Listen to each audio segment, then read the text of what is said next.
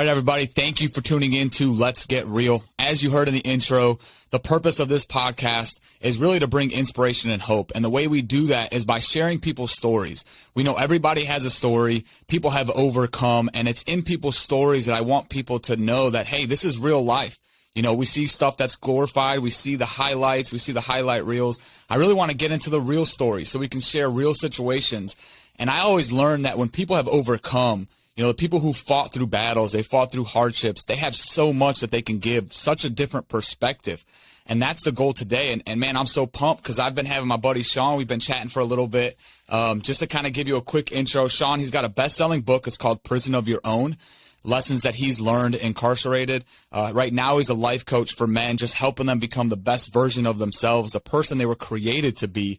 He's a motivational speaker, which soon we just were talking about that. He'll be sharing the stage with Ed Milet and John Maxwell. So that just tells you the impact that people already are seeing in this individual. And kind of where it started, and I'll let him talk a little bit more about it, is, you know, he was arrested at age 23, sentenced to a crime he didn't commit. And most people hear that and they're like, he probably played the victim card. But one thing Sean's done well is he really realized this is a life-changing moment.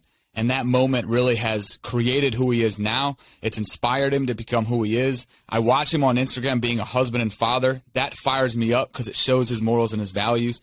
So let's get right into it, man. Sean, I'm so glad you're here today, bro. Yeah, brother. Thank you for having me, man. I'm fired up to be here. Dude, it's you know, I was just listening actually to like a little bit of your stuff, doing a little bit. I mean, I've been following you for a little while, and because our stories resonate. And man, like, just thinking about the at the age of 23, kind of take us, you know, a little bit where you are now. Like, what is Sean's mission in his life right now, who he is, but then also where that all started. Yeah, man, I love it. Oh, man. The mission, the purpose is evolving, right? But it's always been to just make a massive impact on this world, specifically men, and really change the way men are showing up in their household for their wife, for their kids, for their community, because I know it's so much bigger than me and you. Like this ripple effect that takes place when we can help another man dial in his daily routines and elevate his mindset and show up as a different individual for his wife, for his kids. He's changing his kids' trajectory in life. He's changing like generations behind them. So being someone who comes from these generational curses and seeing these patterns perpetuated, like my mission is to break these patterns and to show people what's possible when you have the right focus, when you have the right mindset and daily habits, how it transforms everyone's life around you. So I do life coaching, speaking. I'm an author. I'm writing another book right now, actually. I got a lot of speaking engagements lined up. And my mission is to bring this message to the world, you know, the message of what's at stake, your potential. Like there's no do-overs here. You guys are living like you got a second chance. Like this is round one. There's no do-overs. Why are you showing up that way in life, man? I get so fired up and passionate about this message because I know what's at stake. You know, let's take it back. Like, what do you want to talk about? I've been through adversity. I've experienced pain. I suffered for over a decade, you know, in my life growing up. So I'm an open book, man. You can ask me whatever I want, whatever you want. Yeah, let's touch. So you just talked about something that you were talking about. We're living life like it's like there's a second chance, right? Like, and some people are maybe going through their life thinking, oh, maybe I'm living this turn. Where did that change happen? Because you mentioned two things that I'd love for you to touch on. You talked about breaking generational curses in your family. So touch on that. Like what are some things that you had to overcome, and the curses that you call them generational curses that was going on in your family that you're breaking right now? Yeah, so I always heard growing up the crane curse. My uncles and my dad used to talk about this curse, the crane curse. Essentially, we were gifted, we were smart, we were capable, but we chose the wrong path. You know, all of my uncles went to prison. All of my uncles and my father abused drugs and alcohol. Their father, my grandfather, was a really prolific athlete. He was a two-sport star in high school back in Weymouth, Massachusetts. He played basketball and baseball, and he was a really great pitcher, and he had aspirations to be a professional athlete. But at a young age, he was in a car accident. Back then, they drove these big old, you know, vehicles, and so the car smashed in his legs. And after that, he was never the same. So his dream basically was taken from him. And he didn't know how to cope with that. So he started using alcohol. And now he raised these young men. You know, my dad was one of 9 kids. And what happened is there was a lot of emotional abuse, a lot of physical abuse due to alcoholism. And it all comes back to that same thing. It's like that loss of identity, that loss of purpose. So we're going to just sabotage and just make our lives miserable. You know, it's like a symptom of that losing that calling, losing that purpose. So then that trickled down into my uncles' lives, into my dad's life. And all my uncles went to prison. They abused alcohol. They used that gift that they had for the dark side instead of the light. You know what I mean? And so I grew up hearing about these things. Grew up hearing about, oh, we had so much potential, but we chose to go down this bad path. We could have been anything we wanted, athletes, doctors, lawyers, but there was always this excuse, this victim mentality. And as a young kid, I recognized that, and I just realized that's not who I want to be. I don't want to be that guy that says, oh, I could have done all these things, but I didn't. Like, I heard my dad say that over and over as a kid, and it just disgusted me. But you know what happened? I became that same person. I became that same person by default. And the craziest thing happens where we start to embody behaviors and a mentality that we don't like, over time. Like, we become like the people in our surroundings. We become like our parents. And that's what was happening to me. And I was that kid who had all this potential, who was a star athlete, who wanted to play in the major leagues. I would go outside as a kid and throw the baseball on the roof and chase around and dive and catch the ball like I was playing in Dodger Stadium, and I had the vision, and I felt fully capable to carry out that vision. But then at 14, my home life broke apart. My parents were battling addiction. My dad went to prison, and my mom left us. So as a freshman in high school, my first month, I lost both my parents. And I didn't know how to cope with that. I went from being this loving kid, this free spirit, so full of energy, so vibrant, so outgoing, to just this very ashamed person, this very insecure person. And as a young man, still trying to form my own identity, I didn't know what to do. There was no one there saying like, hey, Sean, it's going to be all right. Or, hey, Sean, this is what you have to do. I was in pure survival mode. And so what I realized is that when I smoked weed or drank or took a handful of pills, the pain subsided just temporarily, and I could get through the moment, And so I continued to do that. And from 14 to 24, I was literally becoming just like my dad and uncles. Something happened at home. I didn't know how to deal with it. So I escaped using drugs and alcohol, stopped going to school, stopped hanging out with my old friends. So by the time I was, 18 or 19, I just had this whole warped mentality of who I was, and I was just lost, man. Yeah, and it's crazy because right now you're talking about the things that you wanted. Like, you had this vision. I was going to play in Dodger Stadium. And I think a lot of us, man, like, even now in the world we live in today, is like, we're like, oh, this is what I want. Like, it's so easy to get motivated and fired up, but then there's a disconnect. It's like there's a want to, like, Sean wanted to do that, but all of a sudden it led down a different path of the victim mentality. Now, where did that change happen? Like, I mean, obviously now you're there, but when you were a kid, obviously talking about all these stuff that you wanted, going down this path, why do you think you didn't stick to it? Was it the fact that you didn't have anybody pushing you? The motivation wasn't hard enough? You didn't want it enough? What are your thoughts on that? Yeah, I was just so broken. You know what I mean? I didn't have any guidance at that young age. My dad never was the role model I needed. My Uncle Mike was. He lived with us. If it wasn't for him, I'd probably be dead or still in prison, to be honest with you. Like, he was just this person that saved my life. He was so loving. He was so supportive. He was he worked hard. He showed me what it took to raise a family and to provide. Like, he was the example. So I saw that growing up, but then I saw my dad drinking. I saw my dad with a gun. I saw my uncles fighting. I saw my uncle coming back and forth from prison. We would get phone calls and be like, oh, it's your Uncle Richie. I'm talking to my Uncle Richie, and he's doing life in prison. And I'm like this little kid. So I'm growing up in this environment, but my Uncle Mike was always that symbol for me of like, don't be like them. You could be like that. So I had this seed planted as a young person. But when all that stuff happened, I was just so heartbroken, and I didn't know how to deal with it. So I really became so insecure that I wouldn't even step foot on a baseball field. I was so worried about being a failure, or I just had this like feeling inside that I wasn't good enough. And people would either make fun of me or things would go bad. I had this limiting belief about who I was, and it was just plaguing me. And so, man, I let that fear and that doubt corrupt me and hold me back. Yeah. And what people who are listening, as we're going to get into now, obviously you talk about not letting limited beliefs get to you, because you're at a place where, your limited beliefs got to you and it led you to go into prison. And take it. So obviously we talked a little bit about the crime you didn't commit. and take us back to that night. Like, what happened? I mean, people just heard you went to prison for a crime you didn't commit. I mean, obviously you and I both been to prison. We've heard people say, I didn't do something. But take us back to that situation. It was a changing moment in your life. I think it was at 23. What happened there? Yeah, it was crazy. It was something right out of a book or a movie, you know? So I went to this party on the Mesa, which is this really beautiful spot in Santa Barbara, overlooking the Pacific Ocean, right on the cliffs. And there was all these people there that I didn't know. I went with a childhood friend, and we were partying, we were drinking, really just chasing girls, trying to have a good time. And so in the midst of the party, this group showed up, and I had known of them. Like, we had mutual acquaintances in life. So we were making small talk and just kind of socializing because we didn't know anyone else. Well, those guys got into an argument with another group of individuals at the party. Like, I didn't know this other group at all. Never seen them before in my life. I couldn't even tell you what they looked like to this day.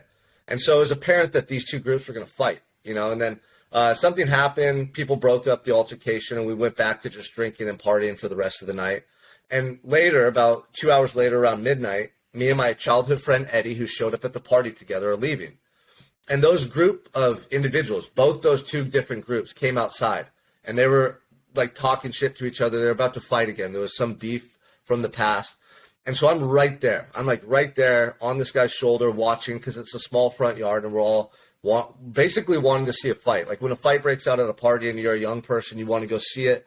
For me, I would always typically be involved as a kid. Like, growing up, I was getting in fights. I didn't know how to deal with my anger. I was emotionally distraught. Like, if you talked to me and we were sober and we were hanging out, you were like, cool, Sean's a good guy. But if you saw me later that night drunk or on pills, you're like, who is this guy? He's reckless. Like, why is he acting like this? I just was out of control, man. So that night, you know, I was out there to watch a fight. I didn't expect to get drawn into the fight, honestly, but I did. So when it broke out, people are just swinging, diving, like fighting every which way, and I get tackled from the side. Someone tackles me, and I get slammed into a car. And I'm thinking, great, these guys for some reason are jumping me. Like, I didn't even have words with them. Why are they attacking me? These are my thoughts, you know?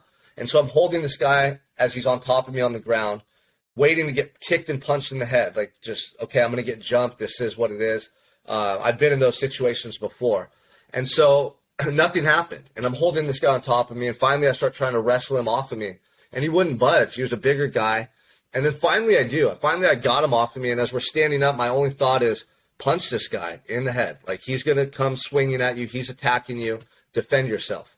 And so I threw 2 punches towards him as I was standing up, and they skimmed off the top, like the side of his head.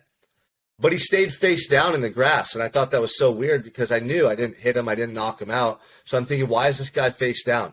You know, this happened in split second, like second to second. And right when I stand to my feet, he's face down, my childhood friend Eddie's yelling, Sean, let's go. Let's get out of here. Let's go. And I could hear people coming out of the house. They're screaming. It's pandemonium. So I start moving towards him, and I'm limping because when they tackled me into the car, I cracked my back and my leg. And so by the time I get to him, I get under a street light like this, and he just looks at me and his eyes light up. He's like, dude, you're covered in blood. What the hell? And I look at myself, and blood's dripping off my face. It's on my arms. It's all over my shirt. And I'm like, what just happened, you know? And so he takes off running up the street. He's like, we got to get out of here. Let's go. And everyone's scattering. So I start limping up the street, literally like slow motion. And I hear the sirens and everyone, all the cops and everyone showing up. And we get around the corner, and he's waving me into this adjacent laundromat. And I start making my way to the laundromat. And as soon as I walk in the doorway, cops race by towards the scene. It was like something out of a movie, you know? They didn't see me, and we went into the laundromat. And he threw a shirt at me. He's like, hey, you got to rip that shirt off, man. You're covered in blood. You can't go around like this. And so I put a new shirt on. And then we continue, you know, going up the street. And he had called a cab like an hour before we left the party, and in anticipation of us leaving. So there's literally our getaway cars, like right there. That's what it looked like. It was a cab just waiting up the street. And I limped to the cab, climbed in, and we left. And so that night I was so altered on drugs, alcohol. I didn't even know what to make sense of what happened. You know, we got back to his place. He's like, dude, take your clothes off. You know, he took my clothes. He went and threw them away somewhere. And I passed out on his floor. And the next morning I woke up, and I thought I was in a nightmare or a dream. And I realized, no, like something really bad happened last night. So I Googled fight on the Mesa. And sure enough, it said 2 men were stabbed at a party on the Mesa. One is in critical condition. He's in life support. and they're looking for the suspects. And in that moment, I knew it was bad. I knew that they were going to come and find me, and I thought they were going to question me and really try to get me to tell them what happened. That's what I thought, man. And I couldn't believe it. But later, so that day, I was at my friend's house all day long, and I was so hungover, like throwing up. I couldn't even get out of bed. I was doing so much drugs at the time, man. I was like I had like a death wish, you know. I was pouring so much drugs and alcohol into my body at that time in my life. So by the time I did get out of bed and leave, I called a different friend to take me out of there and try to figure out what am I going to do? What's going on? And as we're driving away, the SWAT team, the forensic unit, and like 15 cop cars are pulling up on the residence. And they get the AR-15s. They get me out at gunpoint. They make me get on my knees, and they cuff me. And then they brought me to the car, and they go, hey, so do you know what this is about? And I said, yeah. They said, all right, well, you're charged with attempted murder. And I said, what? And they took me to the police station and booked me that day. And so I thought I was going to be detained and questioning for the fight. I had no idea that they thought I was the individual who stabbed that man that night who was close to dying. Yeah, so you get arrested for it, and then, like, obviously in your mind at that point, are you still thinking, like, it's funny, I committed crimes I did, and I was arrested, and I was like, I'm still going to get away with this. I mean, in the time where you thinking, okay, this is just going to brush off, they're going to question me. How long did that time last? Yeah, I thought for sure that they were going to try to press me for information. And then when they didn't and they booked me, I thought, okay, well, you know, this isn't going to stick. Like, this doesn't just happen. You know, people at the party are going to tell the cops what happened, or the truth is going to come out somehow, some way. I thought that they were going to hold me and release me. I had no idea or no clue that they were literally thinking I was the suspect, and they were going to push as hard as they could to convict me. And did you go to trial, or you just went, like, how did you end up getting convicted for the crime? Like, nobody else got charged, it was just you, there was not enough evidence? What was your thought? Like, how did that process happen? There was 5 of us arrested. My childhood friend who went with me to the party was charged with accessory. I was charged with attempted murder. Another individual was charged with assault with a deadly weapon. And then another individual was charged with assault with a deadly weapon. So 2 people were stabbed in that fight. One of the guys who was charged with assault with a deadly weapon was released because they didn't have evidence on him. The other one became my co-defendant. So they charged me with one of the stabbings and him with one of the other stabbings. So now I have this co-defendant who has tattoos all over his neck, who's been to prison before, who he just had this really bad record. And like, so me being put like next to him at court and stuff didn't look good, despite the fact I never knew him or we never spent time together. We weren't friends. I'm being paired with this individual, right? So, yeah, for 8 months I fought the case. I had lawyers who were court appointed who thought I was guilty from day one. They didn't care. The first day in court, I walked in and the judge and the DA were like, look, this victim's not going to survive. He's in a coma. We want to amend Mr. Crane's charges to homicide today. And for whatever reason, they held off on that, and this man made a miraculous comeback. He survived. After dying 3 times on the way to the hospital and having his throat slit, he made a comeback. He's alive to this day and healthy. Thank God, right? Because it was just a horrible situation. It was a horrible situation that should have never happened. So 8 months into it, I was going through this massive transformation already. I was in isolation. I was growing so much as a person. Like, I went through this metamorphosis in that cell, man. And my whole life changed in the matter of 6 months. So by the time they came and offered me a plea deal for assault with a deadly weapon, I realized that I had to take that plea deal because the case was written up so horribly against me. The police report, the witnesses, like, they had physical evidence. They had my shirt. I didn't want to risk it at trial. I could have got 30 years. You know what I mean? So I took the plea deal and admitted guilt to something I didn't do. And I went into it with the mindset that this experience is going to be the defining moment of my life. That if I can get through this 5.5 years that I'm going to do, or 6 years, that I'm going to be able to do anything I want in my life. I looked at all my trials and tribulations, all the pain and suffering had accumulated or culminated in that moment. And I just felt like God and the universe was putting this test in my way. And if I could rise to the occasion and be that person I knew I was in my heart, that like greatness awaited me. I just psyched myself up in such a way where I went to prison and I looked at it as a blessing and an opportunity. And I went in it with the full intention to make it the best 5 years of my life. What do you think is different from you doing that? Like, because, man, like, I would think if it was me transparently, like right now, obviously I would say, oh yeah, I think the same thing. But man, if I'm going in there, I might have anger. And some of you people hearing this, like, dude, I'd be pissed off, especially already going through like depression and anger and feeling a victim. Why do you think you changed from that mindset? Is it a choice, or was it just something that you said a metamorphosis? Like, why do you think you were different from not taking that route of, I'm going to keep being the victim, instead of like actually now feeling like I actually am the victim? Yeah, I mean, people ask me that all the time. They go, man, you must have been so mad. You must have been so angry. I never blamed the DA, the judge, the cops, the guys who did the stabbing. I never wasted any energy being upset or angry, because I knew that wouldn't help get me out of that cell. Like, being mad wasn't going to unlock the door and let me go home. So I just knew that I was in a fight for my life. But the fight was internal, man. My whole life, I was just surrendering. I was a victim. I let my circumstances dictate my behavior and how I showed up for the world. And when I went and sat in that cell, I looked back on 23 years of my life, and I was ashamed of what I saw. I had nothing to celebrate, no wins, no victories. I hadn't become someone I was proud of. The whole world knew me as a certain individual, but in my heart, I knew I was a much different and better person than that. And that regret and shame ate away at me in that cell, man. Like, that regret that I felt for not living the life I wanted was worse than the potential life sentence I was facing. So in that moment, when I felt that pain, I realized I did this to myself. It wasn't my dad. It wasn't my mom. It wasn't my circumstances. It was my choices that led me to this cell. And in that moment, I just took massive, responsibility for myself and for my life. And I made two promises in that moment that I've never broken ever since. Number one was that I'm always going to be my true, authentic, best self for the rest of my life. Like, it doesn't matter if I'm in prison for life, or if I get out next week or next month or in 20 years. Like, I'm going to be this person that I know I can be everywhere I go, and I'm going to give my all to everything I do. And that was just a mindset. Like, I'm going to become someone I'm so proud of. I'm never going to have this feeling of shame and regret ever again. And number two was that I will never use drugs and alcohol ever again. Drugs and alcohol had ruined my life. They killed my parents. They killed family members. So many people died when I was in prison. Like, it's just something that I couldn't be a part of anymore. And I knew that. So that was 10 years ago. I've been clean and sober ever since. Not one drop of alcohol, not one hit of weed, nothing. And I'll never touch it again. So those two promises, that was like the beginning of my redemption. Like, right there, I found some will to fight within. I found this energy within that had been dormant. And every day my focus was to tap back in and cultivate this energy, and just to get a little better every day. Just keep fighting and just not give up. And that was the mindset that I took to prison with me, man.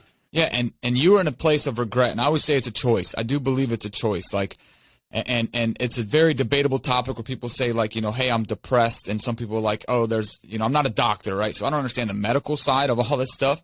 I believe every day we have a choice, and you were sat there with a choice with regret. A lot of us we might have regret. We might be at a place now in our life where we have regret. And the choice that you made, you could have chose to say, you know what? I regret my life. I'm even going to be more angry and go deeper down into a hole. But you didn't. You made a choice, and you said two things. I became true self, and I gave it my all, and you knew drugs and alcohol were the problems. And those are the two things you focused on. So you took regret and said, you know what? Instead of just being a victim again, I'm going to make a choice and make a change. How did that change start? Like, what are some things you started to do? Because I was in prison. I personally didn't put myself around positive people until 4 months going home, because there's a lot of negativity. There's a lot of other stuff. There's riffraff. There's all this stuff going on. I made the opposite choice to actually change my mind, change my life in that moment. What were some things you started to do to start doing? You said true self and give it my all, and working towards your sobriety. Yeah, so fortunately for me at that time, I was isolated in a cell, and I just had one other person that I had to deal with. I wasn't in a dorm at that point. I wasn't around a lot of people. So it really gave me an opportunity I never had in life, and that was just for self-reflection. In those 6 months, I learned more about myself than I had my first 23 years of life. And literally just by paying attention to my thoughts and generating this awareness, and then being honest to myself. So many people are just not honest with themselves about like who they really want to be and what's holding them back. And they're not willing to let go of that stuff. Why do you think that? If I was like, because they're too comfortable and they haven't been in a fucking jail cell, or they haven't gone to the doctor and found out they have a tumor in their brain and they're about to die. So they don't know what's at stake. So in their mind, they're like, oh, I'll do it eventually. Oh, I'll do it next week. Oh, the pain threshold isn't there. And then all of a sudden they're 200 pounds overweight. They're diabetic. Like, they're broke. Their wife just left and their kids are grown up and estranged. And now they're like, oh, I wish I would have changed. Yeah. This is one of the things that drives me to reach people now, is knowing what's at stake And when I came home, seeing all these people just wasting their life and living so carelessly. Like, I lived so carelessly and wasted so many opportunities, and that just ate away at me. For 2,000 days in my cell, I had to live in that pain. People out here don't. They go to the next thing. They take the next drink. They watch the next Netflix series. Like, they're always in this reactive state, and they don't ever have time to sit down and be like, whoa, where am I going in my life? Is this where I want to go? That's why I opened up this segment with like, hey, there's no do-overs. Are you going where you want to go, or are you going the wrong direction? Like, I went the wrong direction. Luckily, I had a pattern interrupt where I was now put in this confined place where I could see the truth. And so in that moment, just being honest with myself, and it started with me just wanting to better who I was. I wanted to be able to go to sleep at night and feel proud of who I was, not ashamed. So in that cell, I literally would get up every day and be like, what can I do to better myself today? That's it. What can I do right now to better myself? So I would work out. I would clean my cell like it was a palace, like it was the most immaculate place in the world. I would read books and I would write letters. And that's all I could do. But I was doing these things with as much effort and pride as I could. Like, I would clean my cell to the point that there wasn't one crumb on the floor. And I took so much pride in that. Every push-up I did, I'd be doing push-ups like it was the last day I had arms, right? I'd tell myself, I get to do these push-ups. Like, I have a body that's able, right? I'm healthy. I'm here for a reason. Every morning when I woke up, I'd say, thank you, God, for another day of life. I'd picture my family members' faces. I'd think about future scenarios. I'd think about the man that I wanted to become and what life could be like after prison. Everything I did just started focusing on the good in my life. And I started creating this gratitude perspective. And then I'd reinforce it with action every single day. And at that point, I wasn't very intelligent. I didn't think I had I didn't think I had much smarts. I knew I was street smart. I was social. I was athletic. But when I started reading and writing every day, my mind started expanding rapidly.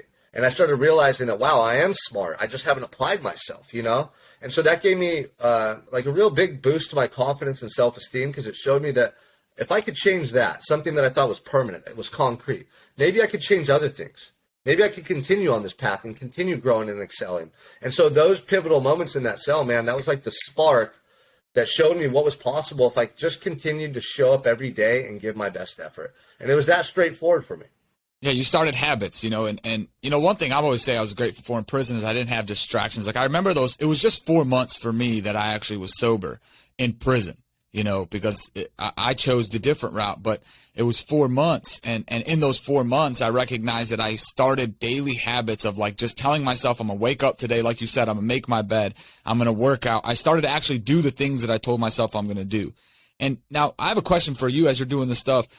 I always wonder what it takes, right? Do you think somebody actually has to, like, something drastic has to happen in their life?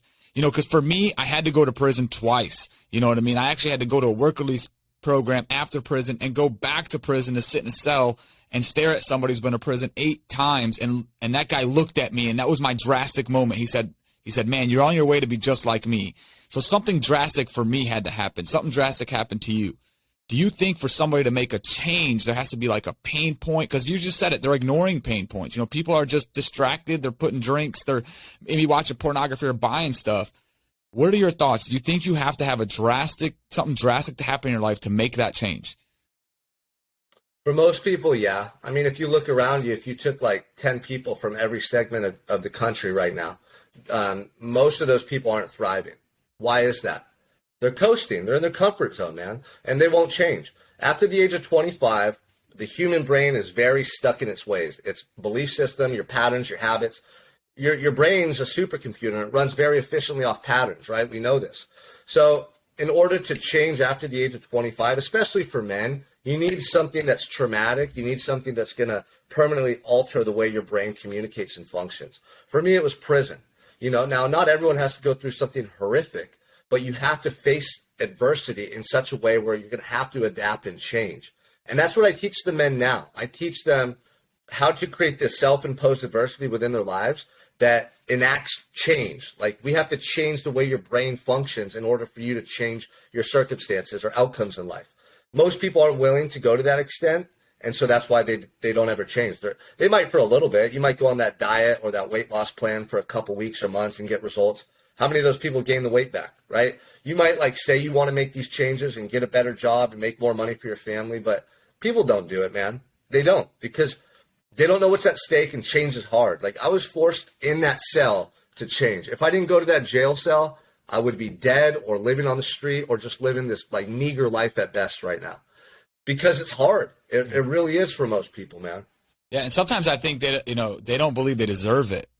Like some people, Well, go ahead. They don't believe they deserve it, and they don't believe it's possible. It's two things. So they don't believe they can do it, or they don't believe it's possible.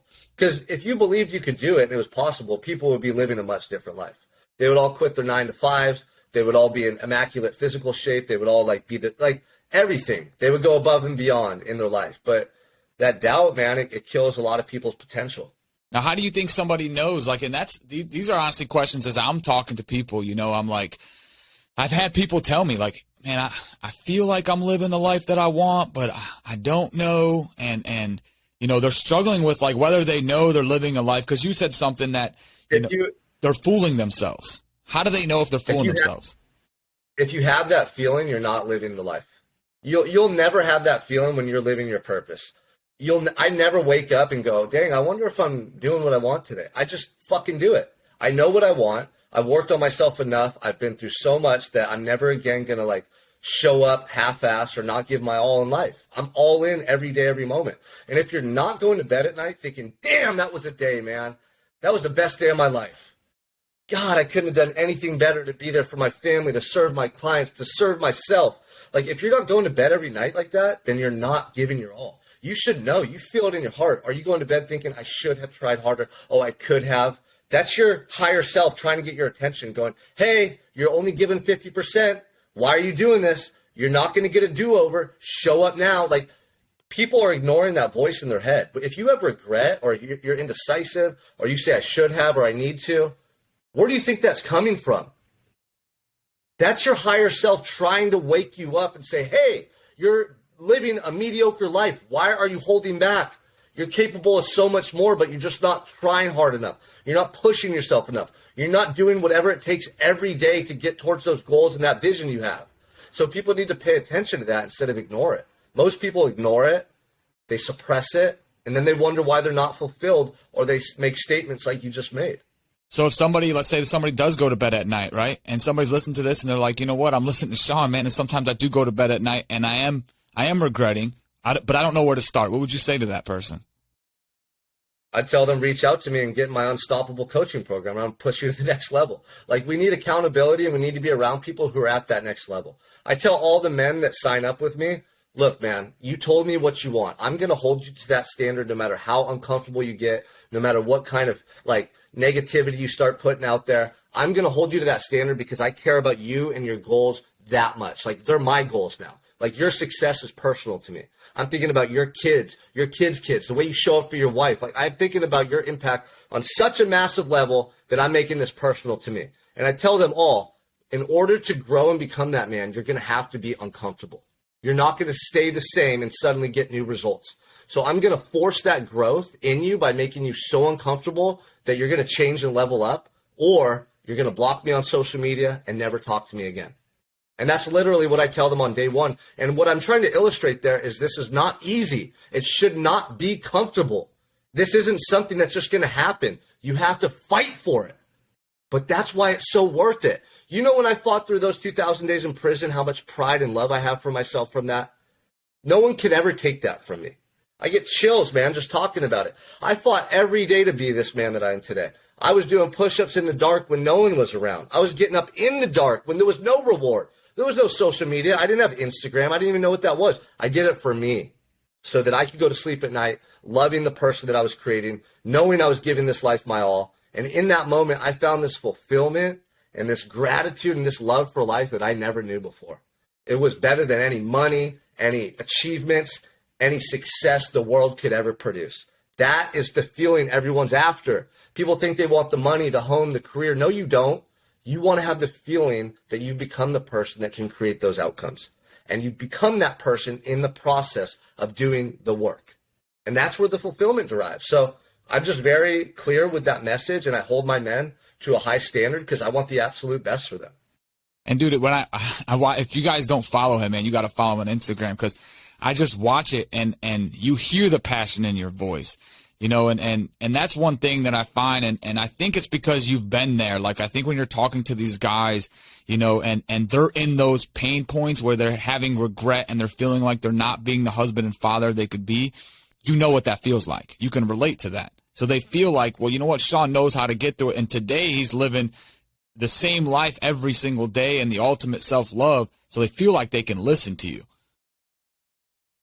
Yeah, I mean, they know where I've come from and what I went through, and they can feel that I'm genuine and authentic. Like, I'm not on social media trying to pretend someone I'm not. I'm not trying to sugarcoat stuff. Like, I'm going to speak authentically to you. I'm going to speak to your heart and soul, man, because I know what's at stake. Like, no one's been in that situation. No one has, like, been in these life or death situations where they thought it was all over and they had that highlight reel of their life play. If you did, like, you guys would all live differently. If you had the highlight reel of your life play right now and the doctor or God or whatever you believe in said it's over, I'm sorry, you're done, you would be fucking devastated, because what you would see is no matter how much you think you're giving to your life right now, you could have given more. And you're going to see all the little things that you did carelessly, all the moments you didn't kiss your wife, all the moments you were on your phone instead of holding your kids, all the moments you hit snooze, all the moments you chose to be a lesser version of yourself. And that's the worst pain in the world. And the thing is, everyone's capable of more. And when everyone gives more, guess what? You can give more to others. Like, the impact that you have on your family, your community, and the world, it's immeasurable. And if everyone started showing up that way, imagine the change that could be enacted in your community, in your state, literally in this world. Like, it's so much bigger than just us in this conversation. The ripple effect here, it literally transcends everything, man. Yeah, and, I was talking to a buddy of mine where, like, he's made a huge impact on my life and I've made a huge impact on his life. And we were talking about somebody before us that made an impact on our life. And I remember just thinking, like, imagine if that guy who passed away, he's no longer with us right now. But if that guy would have quit, if he wasn't giving his all, if he wasn't being the husband and father he was being, because he was an example to us, then I wouldn't be where I'm at today. I don't think I'd be sober today. I'd probably still be locked up. And when I heard that, and you just said it again, it's the impact that you can be making if you live that best life. If you become, I always think that if I can become the husband and father that I'm supposed to be, I don't know if it's one person, but that one person might change 1 million lives. And these are just seeds that we're constantly planting. Now, I believe there's two things that has to happen. I'd love to hear your take on this, a perspective shift. And that's the one thing I think a lot of people that are struggling and not living that life and living that life of regret, they lack that perspective because, like you said, the comfortability. And sometimes I think they lack the gratitude, because I always think when you have the gratitude for the life that you have today, you feel like I earned, like this life was given to me. Every day when I wake up and I'm not in prison and I'm sober and I look at my kids and they're healthy and I have that life of gratitude, it makes me want to get up and just go charge and go tear up this day, because I'm like, I got another one. How do you think people find those perspective shifts and gratitude? Obviously with the coaching, but as they're listening to this, is there some things you could give them, tangible things they can do to have those two things, like, help them change in their life? Yeah, absolutely. So one of the most important ones is just be around people who think bigger, people with the perspective that maybe you need, or people that are further ahead on the journey that you can learn from. But the second thing is action. Like, you got to get out there and take some action. And the thing that has helped me grow tremendously, especially in prison and then when I came home, was endurance training. Like, when you're on a bike riding for 100 miles and you're suffering and all you can think about is breathing oxygen and drinking water, like, you find this depth, this resolve, and this strength within yourself that is life-changing. And not just that, but just being out. Like, I would do these long runs or these bike rides. I did an Ironman. I did a 100-mile run, like a lot of stuff, right? And so you have so much time to reflect. And when you're pushing your body to that extent and you're like really going through it, you're suffering. A lot of the little things in life that distract you start to melt away.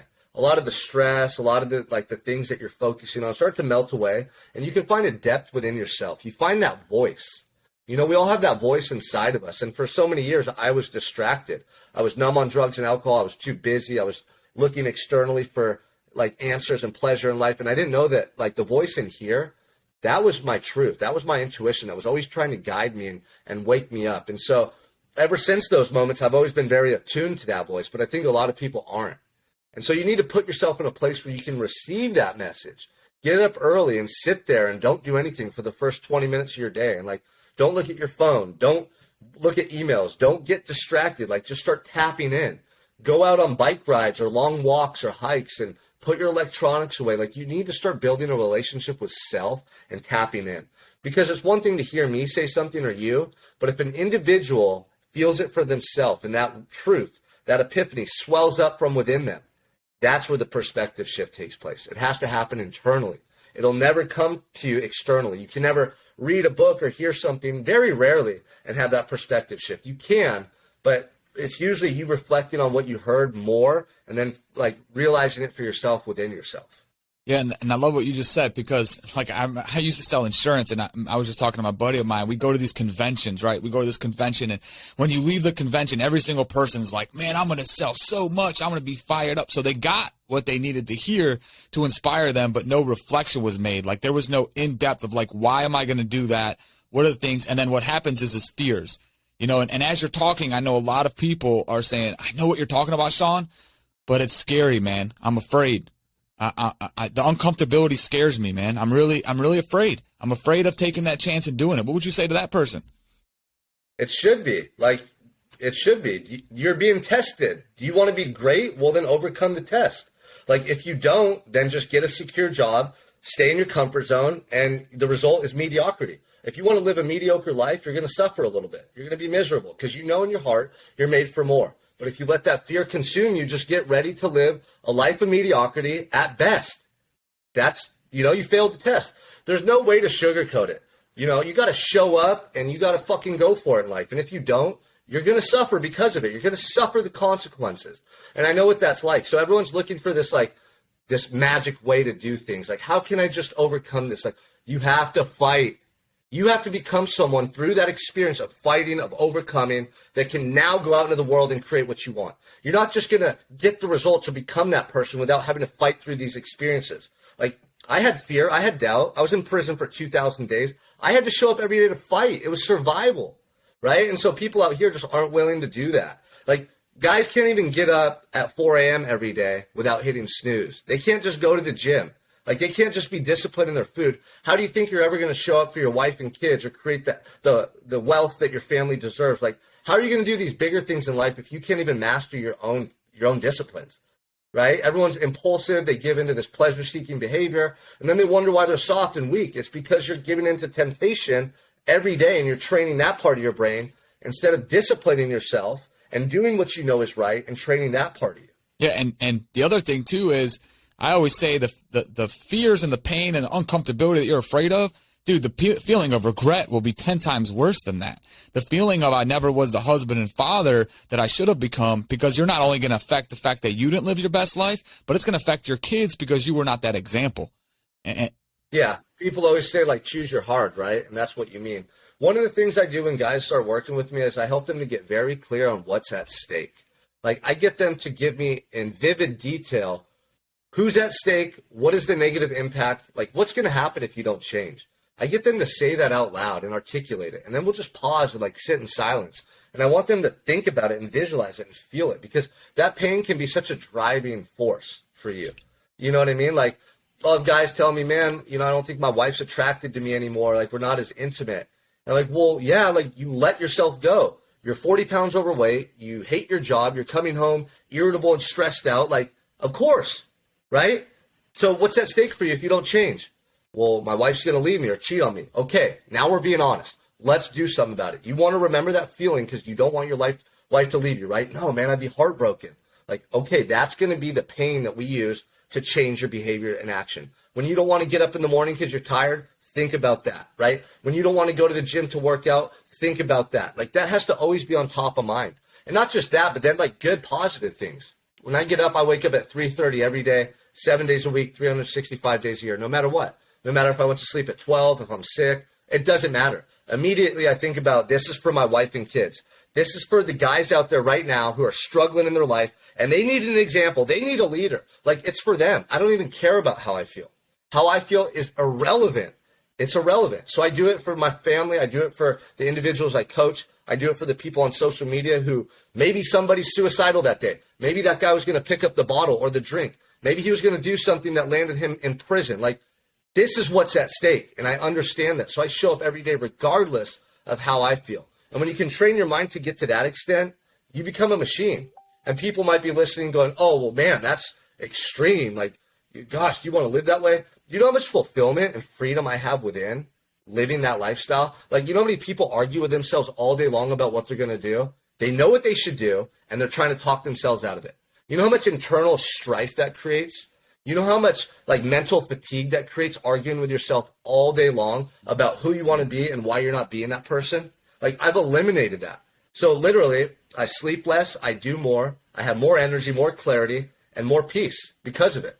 And so that's what I teach the men I work with, is like extreme accountability and extreme discipline, because that creates the sense of freedom in your life. It really does.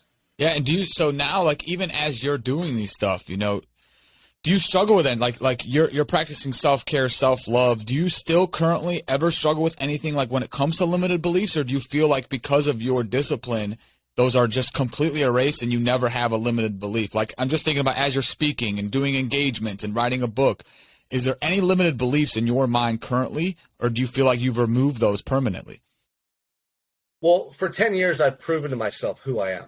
Like, for 10 years, I had the fear and doubt, but I always took the action that my heart was calling me to take. So I have a track record of doing the right thing thousands of times to draw from, right? So that's what people struggle with. They're trying to change, but they keep breaking promises to themselves or making decisions based on fear and doubt.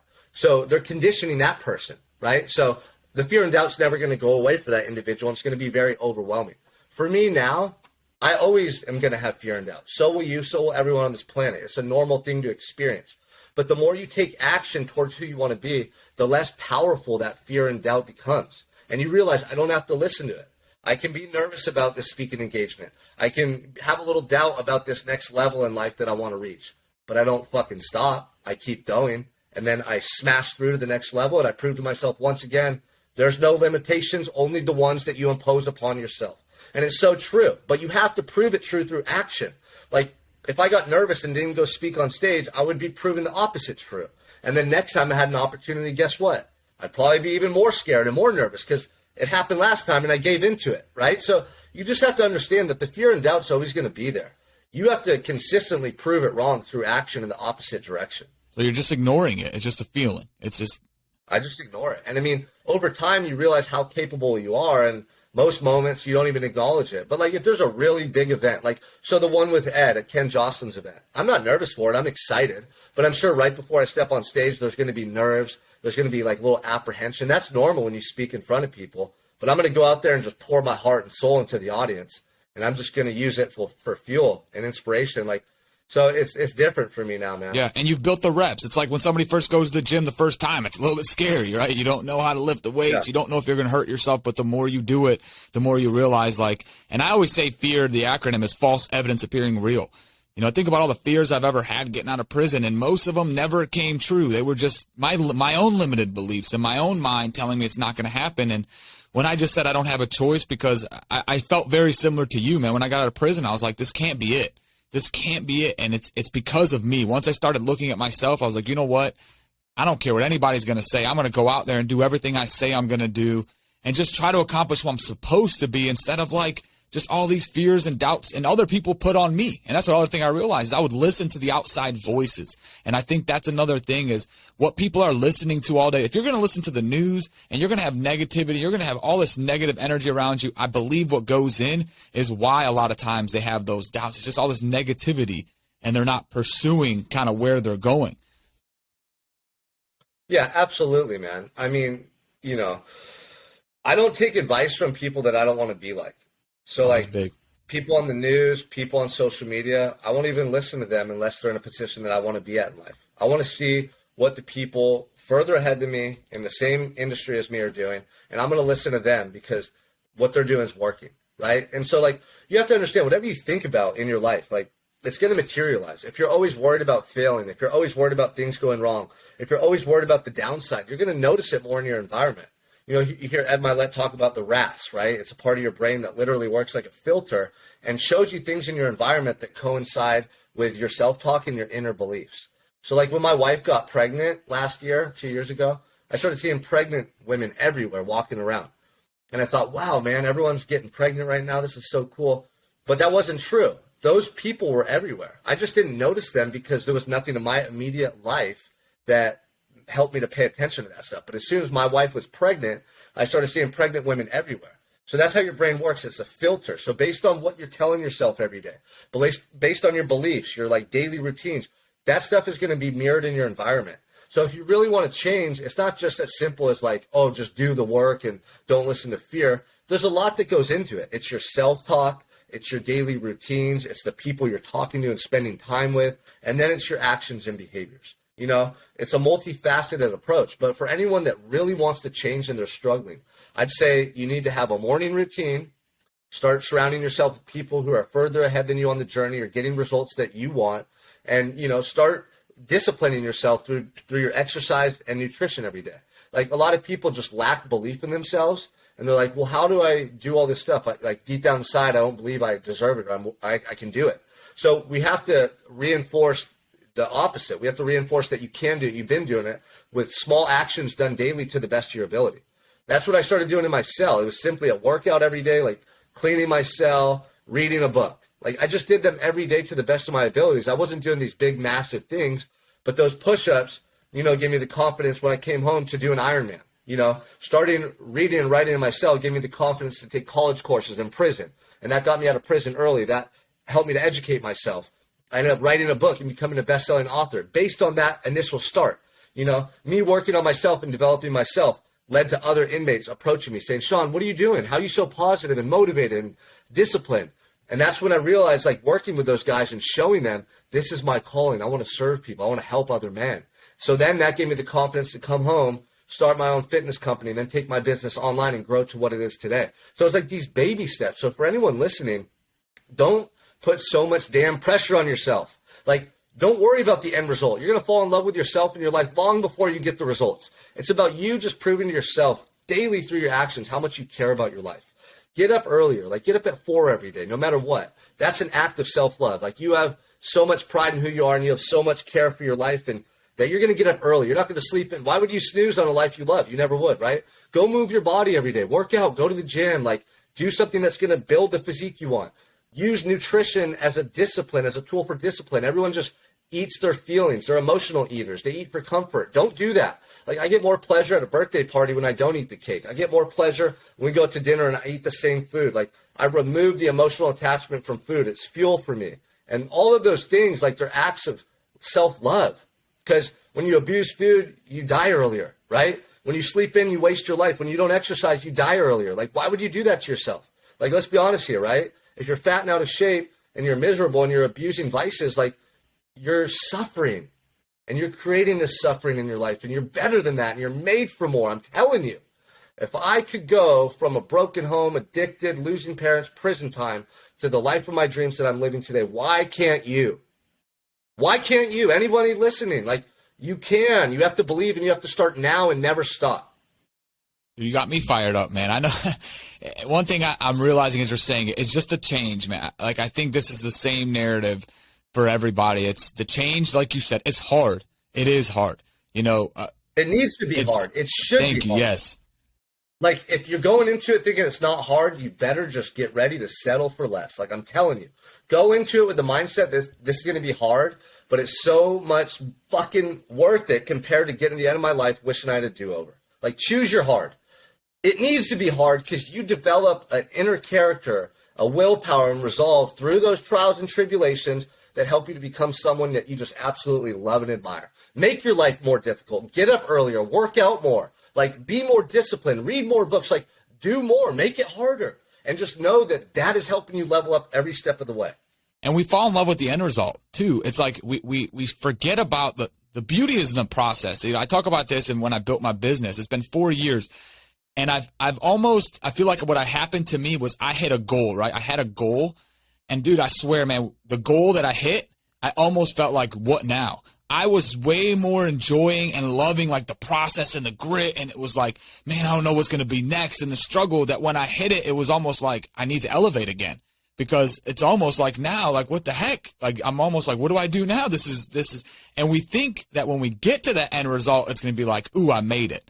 And the truth is if you really fell in love with the process and you fell in love with actually going through it and waking up every morning realizing like, oh man, dude, if I don't get out there and find another customer, I can't feed my family.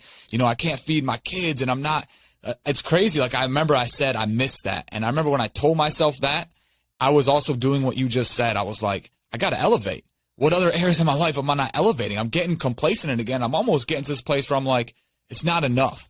And it's not the end result, man. It's like it's in the process of getting to that goal that you find yourself, that you actually figure out who I am, how strong I am, the willpower I am. In every area of our life, I still believe today there's an area we got to get better.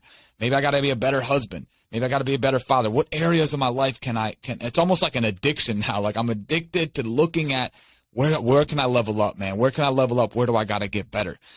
And we got a few minutes, and I want to talk about being a husband and a father. You do a lot, and this is going to be a selfish question for me. You're a husband, you're a father, you're a speaker, you're a life coach, you're writing another book. How do you balance that, man? How do you balance the self-care, self-love, being there for your kids, being present, and doing all of it? What are your thoughts on the balance of your life right now? Yeah, so there's no balance, you know what I mean? I think it's more about just like the quality of time that you spend with the people you love. So I have a specific structure in my days that I guess would create balance. Like the early morning hour is for me to prime myself for the day, my mindset, my health, my energy, so that I can go into my day at the highest level, right? So then when I get home from the gym, I get to have breakfast with my kids. I get my kids up. I let my wife have her little morning time to collect her thoughts and get going. And I love that. Like I sit there with them on the couch, get their juice. We watch cartoons. I get their breakfast. And now they're in school. My daughter Scarlett's going to preschool. And my son Mason, who's 12, is in 6th grade. So now our routine is get them ready for school. And then I go into my workflow all day and I work. And then after work, it's about me just being present with them and doing something fun, going to the park, getting dinner together, going to see my wife's parents. Like I just want to make every day a 10 out of 10 day, so I know what that looks like for me. I know what I have to do from the moment I open my eyes till the moment I go to sleep in my actions and then my energy and how I'm approaching life with my attitude to make it a 10 out of 10 day. Like I had one yesterday. And I was just sitting there at the end of the day, and like I got the kids who were all cuddling. I'm like, damn, this is a day, man. I just did it, 10 out of 10. Like we don't get them every day, but I strive to get them every day. And they're mostly like, 9 out of 10, 10 out of 10. But for me, I know what I want to do each and every day. I know how I want to be engaging with people, how I want to be present as a dad, like attentive, not on my phone at the end of the day, like really being there for them. People can feel it, man. Like the amount of energy and love that you're giving off to them, they feel it. They hear it in your tone. Like they see it on your body language. So even if I work all day, like yesterday I didn't get done till 5, but I come in from the day being done and like I'm bringing so much positive energy and so much love to my wife, like a kiss and a hug with so much affection, like picking my kids up, hugging them, listening to them. And it's just that intention, man, and like the energy that you're giving. So that's, we have a system. Like I have that 10 out of 10 day that I described to you. Some weekends I'm traveling. Some days during the week it's a little different. But for the most part, I just have a plan. I know how I need to show up. I know how it's going to affect my family. And that is just as important as any of the success or money or anything. Like if I'm not there for them, I could have all the money in the world and it wouldn't matter. I could have all the success in the world. It wouldn't mean anything if I'm not being there for them every single day. Man, and one thing I know, you just said and everything you do, you're just present. Like when you wake up and you're working out. You're not distracted. When you're with your kids, you're present. Whatever you're doing, you're present. And I believe that's what balances it out. Man, that's so good, dude. I want to end with a closing question. Respect your time, man. Dude, there's been so much. Guys. Hey, can I say one more thing about that? Of course. Be spontaneous with your family. So one of the coolest things that my kids and wife love to do is we'll go get a hotel and just swim in the pool and like do something, whether it's in a close city or town nearby or even here in Santa Barbara. Like if today on Friday, when I get off work, I came out of the room and said, hey, who wants to go to a hotel and swim and go out to a movie tonight? Like they would just get so excited. Because, during the week, it's the routine, and that's okay, and we're spending time together, but it's just being spontaneous. Or if Monday came, and I got up in the morning and said, hey, who wants to go to breakfast, and then on the way home from breakfast, I said, hey, let's go down to LA and go to this museum, and they'd look at me like, wait, you're working today? Like, oh, I'm going to take the day off. Like, they just love that, man, because that shows them how important they are to you. Like, they see how hard dad works, but dad will put all that aside to just go have a memory or create a moment. And so it's that spontaneity, especially for your wife, man. Because she'll see how hard you work, but like our wives will get to the point where sometimes we're like, dang, he works so much. Like, does he remember me? Like, it happens in relationships. You have to always make your wife feel like your queen and show her by being spontaneous, whether it's date night or a family trip. It just means the world to them, man. Dude, that was huge. I think that actually just brought some nuggets to me, man. Just thinking about, like, I almost am now thinking, as soon as you said that, I was like, you know what? That's a great idea. I should just go home, man, and tell my kid, let's do something fun and make it about, because, sometimes even as a dad, I'll come home and I'm very much like you. I want to be present. I know my kids are going to grow up one day. And again, same thing. I'm going to miss these moments. I want to create memories. So I'm home and I'll put my phone away. But I think that's even surface level. It's like, hey, what more? What more can I do? Yeah. And you're emulating that. Yeah, and if you're home and you put the phone away, sometimes it's still hard to detach from the day. You're still like remembering that conversation, that call, that email. Like, I just found if you get out of the house and go do something, and like you're moving your body at the park, you're like focusing on something else, you take them to a movie, it helps so much, man. It helps you, like, on an energetic level, connect with them and detach from your work energy and that workflow you're in. And I'm telling you, man, for your wife, like, it means so much to them if you're just spontaneous. It really does, because patterns are good, structure's good. It helps. Everyone knows that. But, like, I think a lot of times, especially my wife's a stay-at-home mom, and she's raised our kids. She's done an amazing job. I want to bring that excitement to her life, too. Like, being a stay-at-home mom is hard. It's a full-time job and a half or 2 or 3, So when we go and take one of those trips, and they just love it, man. It means a lot to them. Yeah, that's awesome, dude. I love that you said that, bro. Well, and guys, by the way, if you're listening to this seriously and you're hearing some of the stuff that Sean is talking about, and you're saying, like, man, I'm not leveling up, you do need accountability. And this guy has done it. He's done it. He's experienced it. He's lived it. And I always say that's one thing about recovery that helps people is, like, when somebody knows what you're going through and they know how to help you overcome, sometimes you just need that accountability. So I'm going to definitely put your stuff in, but you need to reach out to him, man. Stop playing games. Stop wasting your life. You're listening to this right now, and if you're feeling something, this is your action step. Reach out to him. Stop just thinking about it. Give Sean a call and actually step up and level up, because it's going to happen. You just need that accountability. But I wanted to say that because I definitely think people I just hired a coach myself because I need it. You know what I mean? Like, I'm like, dude, I need to get better in other areas. You know what I mean? And I got to level up. I need accountability still. I'm always going to need it. I need somebody to keep pushing me to be better. You just said something to me. I'm like, man, that's so awesome. I got to do that. I got to level up as a husband. I got to do something spontaneous because you're leveled up. You're ahead of me. Now, I don't want to say ahead of me, but you just got that experience that you could bring value to me. And we need that. So thanks for sharing that, bro. But I want to end with a quick question. And really, it's just, you kind of touched on it, but very specific of what is your hope, man? You're sharing your story. You're sharing your experience. What are you hoping that people will get out of this story, and that they'll say, you know what? I'm glad I heard this because I got this out of it. What's your hope, man? Yeah, I want people to be inspired to actually do something and not just think about it. Like, you're going to think about it till you're dead, Do something today. Like, make that phone call, quit that job, take that action, hire that coach. Like, what is it? What is it? Like, everyone knows in their heart who they want to be and the changes they want to make, So the greatest thing I feel like I can give to people is inspiration that, it can be done, and the desire to do so. Like, I tell you guys all the time, why can I change my life, addicted to drugs for 10 years, 5 years in prison, coming from a broken home? Why can I do it and you guys can't live the life that you want? Like, you can, you're just holding yourself back. Stop asking yourself, like, why can't I, or why is my life this way, or poor me. Like, start asking yourself, how can I change? What do I need to do to change? What's the next step? Like, you got to start changing the way you talk to yourself about your life. And so just those little tips right there, man, like, I hope someone listens to this, and whether they're drinking too much, they're not being the best dad they could be, their fitness is off, they're not happy in their marriage because they're not showing up the way they need to, whatever it is, like, let's be honest and hold yourself accountable and do something about it. Like, rise to the occasion. Be that man your family deserves. Be an asset, not a liability. That's huge. Step into that uncomfort zone, man. Well, guys, if you might need to re-listen to this one, man, and take some notes. Reach out to them. They can find you. Obviously, the book, Prison of Your Own, you can get it on Amazon. Or is there a website? Where can they find your book?